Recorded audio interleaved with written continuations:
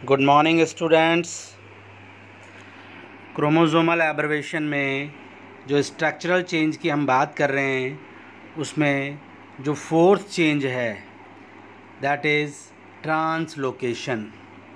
अब हम बात करेंगे ट्रांसलोकेशन कि ट्रांसलोकेशन होने से क्या क्या जेनेटिकल चेंजेस आ जाते हैं और ये ट्रांसलोकेशन क्या होता है। सबसे पहले मैं आपको बता दूं कि ट्रांसलोकेशन क्या है। One way of reciprocal transfer of segment between non homologous chromosome is known as translocation. Non homologous chromosome जैसे आपको दिखाऊं, यहाँ आप देखिएगा इस डायग्राम को। सपोज़ ये 11 नंबर का क्रोमोसोम है और ये है 12 नंबर का क्रोमोसोम है। नहीं, हाँ, समझ में आया। ये 11 नंबर का है और ये 12 है। तो ये दोनों नॉन होमोलोगस क्रोमोसोम है। देखिए दोनों के साइज़ भी डिफर है। नॉन होमोलोगस क्रोमोसोम में क्या होता है कि इसका एक ये टुकड़ा टूट करके इसके साथ और इसका ये टुकड़ा टूट करके इसके साथ और इसका इसके साथ, यानी कि एक्सचेंज हो जाता है। यानी कि क्रोमोसोम के टुकड़ों का एक्सचेंज नॉन होमोलोगस क्रोमोसोम के बीच में होता है। तो उसे हम क्या कह रहे हैं? ट्रांसलोकेशन। तो इन टुकड़ों पर जो जीन होंगे वो इधर आ जाएंगे और इस पर जो होंगे वो इधर चले जाएंगे। तो ये भी क्या होगा? एक पोजीशन इफ़ेक्ट, यानी पोजीशन इफ़ेक्ट। जो जीन किसी दूसरे के साथ रहकर जो काम करता है वो अब उस जगह पे वो काम नहीं कर पाएगा। तो इसे हमें देखना है। तो मैंने बताया आपको कि difference between translocation and crossing over. अब आपको लग रहा है बिल्कुल क्या कि क्रॉसिंग ओवर भी ऐसे ही होता है? नहीं। क्रॉसिंग ओवर होमोलोगस क्रोमोसोम जो होते हैं ना, होमोलोगस क्रोमोसोम, उनके नॉन सिस्टर क्रोमेटिड के बीच होता है, जबकि ट्रांसलोकेशन है जो नॉन होमोलोगस क्रोमोसोम के बीच में होता है, ना कि नॉन सिस्टर क्रोमेटिड के बीच में होता है। देखिए डिफरेंस क्या हुआ कि translocation involve non homologous chromosomes where as crossing over involve non sister chromatid of homologous chromosome. यानी कि 11 नंबर के क्रोमोसोम जो है उन्हीं की नॉन सिस्टर के बीच में एक्सचेंज होगा तो क्या कहलाएगा? Crossing over. और यदि 11 और 12 नंबर के क्रोमोसोम के टुकड़ों के बीच में एक्सचेंज होगा तो वो क्या कहलाएगा? Translocation. Translocation homozygote change the linkage map, यानी कि जो जीन उस सेगमेंट पे थे और किसी जीनों से जुड़े हुए थे वो पूरे चेंज हो गए, क्योंकि वो क्रोमोसोम पे ही नहीं रहे, दूसरे क्रोमोसोम पर आ गए हैं। Where crossing over does not change the linkage map, जबकि क्रॉसिंग ओवर में क्या होगा? केवल एक जीन या दो जीन या कुछ जीनों का ही एक्सचेंज होगा नॉन क्रोमेटिड या नॉन सिस्टर क्रोमेटिड्स पर। Translocation involve breakage. देखो ध्यान दीजिएगा, सबसे पहला काम क्या होगा? टूटेगा और दोबारा से जुड़ेगा। क्रोमोसोम का एक टुकड़ा टूटेगा, दूसरे के साथ फिर जुड़ेगा वो, ठीक है। Where as crossing over involve क्याज़मेटा फॉर्मेशन, जबकि क्रॉसिंग ओवर में क्या होता है कि नॉन सिस्टर क्रोमेटिड्स के बीच में क्याज़मेटा बनता है। और यहाँ तो क्या होगा? दोनों के पहले टुकड़े टूटेंगे और फिर वो टुकड़े एक्सचेंज होकर के दोबारा से जुड़ जाएंगे। वही मैंने थोड़ा और सिंप्लीफाई किया है इसकी डेफिनेशन को। In translocation change in position of segment occurs in such a way that they become integrated into same और होमोलोगस और नॉन होमोलोगस क्रोमोसोम। देखिए ट्रांसलोकेशन में क्या होता है कि ये होमोलोगस के बीच में भी हो जाता है कि एक टुकड़ा कहीं से टूट के कहीं और जुड़ गया और कहीं टूट के दूसरी जगह जुड़ गया, लेकिन ज़्यादातर जो देखा गया है वो नॉन होमोलोगस क्रोमोसोम्स के बीच में ही होता है। Deleted by formation of cross shaped configuration at pachytene between two non homologous chromosome.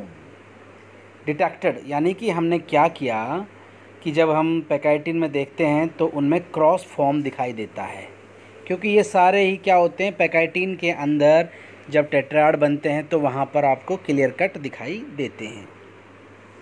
Occurs spontaneously और मे बी इंड्यूस्ड बाई म्यूटाजन्स, या तो ये अपने आप भी हो जाते हैं या किसके प्रभाव से भी हो सकते हैं, म्यूटाजन के प्रभाव से भी। कोई भी केमिकल म्यूटाजन आ जाए, रेडिएशन आ जाए, तब भी वो नॉन होमोलोगस क्रोमोसोम्स की आर्म्स को ब्रेक करके उन्हें दोबारा से दूसरे पे जोड़ देते हैं। तो यहाँ आप देख रहे हैं इंटर क्रोमोसोमल ट्रांसलोकेशन, यानी कि अलग अलग क्रोमोसोम के बीच में ट्रांसलोकेशन कैसे होगा। ये है fraternal shift occur to homologous chromosome, यानी कि फ्रेटर्नल में क्या होगा कि ये होमोलोगस के बीच में ही टुकड़े टूट करके एक्सचेंज होंगे। एक्सटर्नल में shift occurs to non homologous chromosome, या हम कह सकते हैं रेसिप्रोकल ट्रांसलोकेशन। यानी रेसिप्रोकल का मतलब होता है कि उसका एक टुकड़ा टूट के इस पे और इसका उस पे। Exchange between segment of non homologous chromosome और regions of same chromosomes. Reciprocal और नॉन रेसिप्रोकल। रेसिप्रोकल में तो क्या होगा, जितना टुकड़ा उसका टूटेगा उतना ही उसका टूट के उसके साथ जुड़ेगा।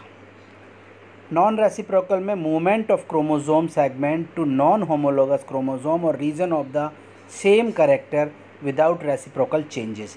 यहाँ क्या होगा, कम या ज़्यादा भी, जैसे इसका हो सकता है बड़ा टुकड़ा चला जाए, इसका हो सकता है छोटा टुकड़ा इसके साथ जुड़ जाए। ये तो रेसिप्रोकल है कि बराबर बराबर आपको दिख रहा है टूट के जुड़ रहे हैं दोनों में। जबकि नॉन रेसिप्रोकल में क्या होगा कि इन टुकड़ों का साइज़ है जो अलग अलग भी हो सकता है। अब क्या इफ़ेक्ट होंगे ये देखिएगा, ये है आपका नॉन रेसिप्रोकल। यहाँ पर हो सकता है छोटे सेगमेंट जुड़ रहे हैं और यहाँ बड़े जुड़ रहे हैं। इफ़ेक्ट ऑफ ट्रांसलोकेशन, कि भाई ट्रांसलोकेशन होगा तो क्या क्या प्रभाव पड़ेंगे।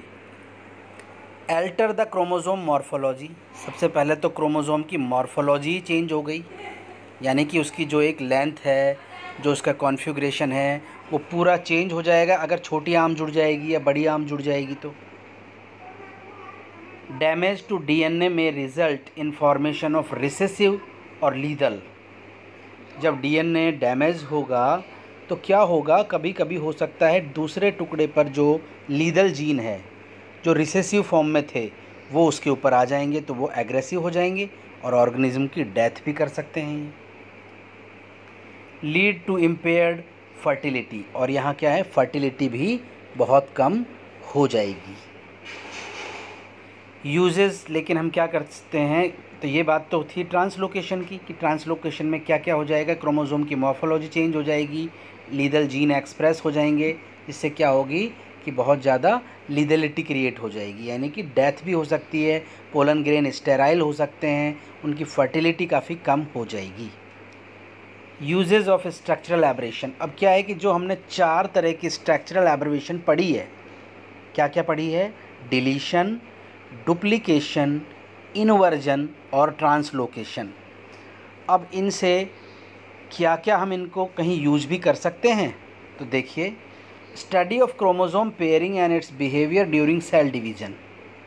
तो सेल डिवीज़न के दौरान क्रोमोसोम का बिहेवियर, कि वो किस तरह से होमोलोगस क्रोमोसोम या नॉन होमोलोगस क्रोमोसोम से अलग होते हैं, वो स्टडी भी हम इसके द्वारा कर सकते हैं। और पेयरिंग के टाइम आपने देखा था कि कहीं पर जैसे डुप्लीकेशन हो गया तो लूप बन जाएगा, डिलीशन हो गया इंटरकैलरी तो वहाँ भी लूप क्रिएट हो जाएगा।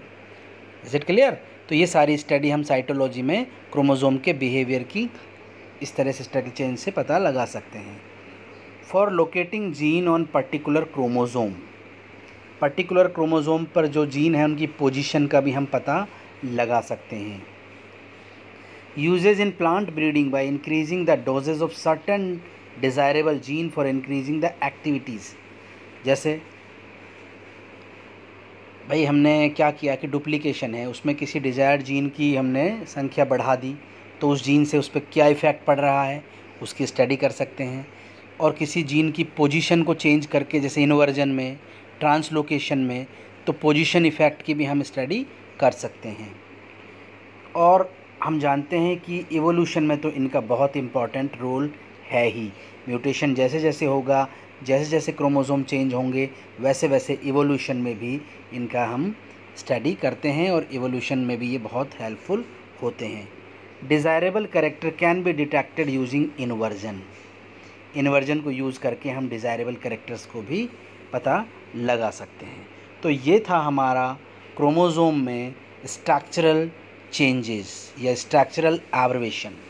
अब हमें पढ़ना है नंबर में चेंज होंगे तो, यानी न्यूमेरिकल चेंजेस इन क्रोमोसोम, कि क्रोमोसोम में अगर न्यूमेरिकल चेंजेस आएंगे तो उनसे क्या क्या इफ़ेक्ट होंगे। देखिए न्यूमेरिकल एब्रिवेशंस, मैंने आपको स्टार्टिंग में बताया था कि क्रोमोसोम का नंबर 1 या 2 ज़्यादा हो जाए, 1 या 2 कम हो जाए या पूरा ही सेट चेंज हो जाए तो बहुत ज़्यादा इफ़ेक्ट क्रिएट होगा। Is it clear? अब देखिए न्यूमेरिकल एब्रिवेशन में है क्या। Changes in the number of chromosome is called as numerical aberration और numerical abnormality. Numerical abbreviation has 2 types, यानी कि जो हम न्यूमेरिकल एब्रिवेशन पढ़ रहे हैं ये कितने टाइप की होगी? 2 टाइप की होगी। सबसे पहले कौन सी होगी? एनयूप्लॉइडी, जिसको हम 2 टाइप में पढ़ेंगे, हाइपरप्लॉइडी और हाइपोप्लॉइडी। यूप्लॉइडी, जिसको हम मोनोप्लॉइडी, डिप्लॉइडी और पॉलीप्लॉइडी में पढ़ेंगे। तो अब हम एक एक करके बात करेंगे एनयूप्लॉइडी की। Is it clear? पहले इसको आप देखिएगा, इस चार्ट से आपको पूरा क्लियर हो जाएगा कि हम न्यूमेरिकल एब्रिवेशन में क्या क्या पढ़ेंगे। देखिए न्यूमेरिकल एब्रिवेशन को 2 पार्ट में हमने डिवाइड किया, एनयूप्लॉइडी और यूप्लॉइडी।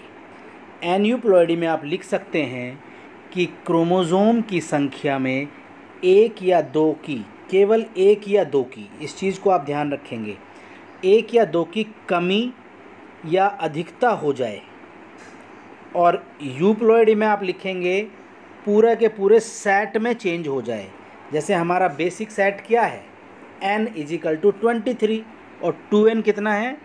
46 और 3n हो जाए यानी 69 हो जाए, तो उसकी स्टडी हम किस में करेंगे? यूप्लॉइडी में। तो एक एक करके हम बात कर रहे हैं।